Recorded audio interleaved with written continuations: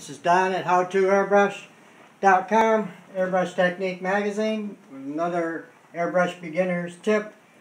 When doing hard surface, like a motorcycle tank or helmet, baseball helmet, license plate, any non-porous surface, you scuff it with a Scotch-Brite pad and make sure that you get every little tiny spot. Wipe it down with a good wax and grease remover. Let it dry, and you need to inspect it very carefully.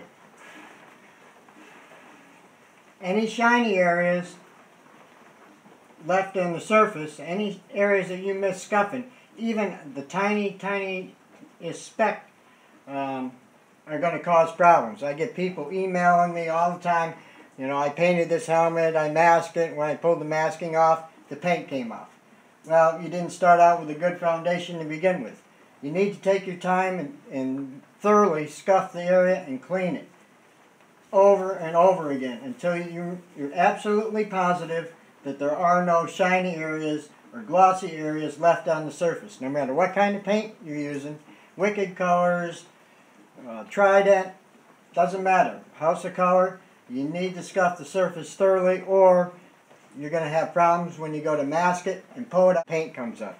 The reason the paints came up is you didn't take the time to get every tiny little spot. So that's the basic reason that people have trouble masking hard surfaces. That's the most common reason.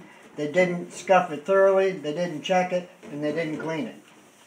So next time you're doing a non-porous surface, make sure that you scuff it thoroughly before you go masking and painting it. If you scuff it thoroughly, you mask it, you shouldn't have any problems at all. This is Don at How To Airbrush. Make sure that you check howtoairbrush.com for hundreds of free airbrush tutorials. If you have an iPad, iTunes, iPad App Store for my Airbrush Magazine app. It's a free download. Until next time, it's just paint. Have fun, relax.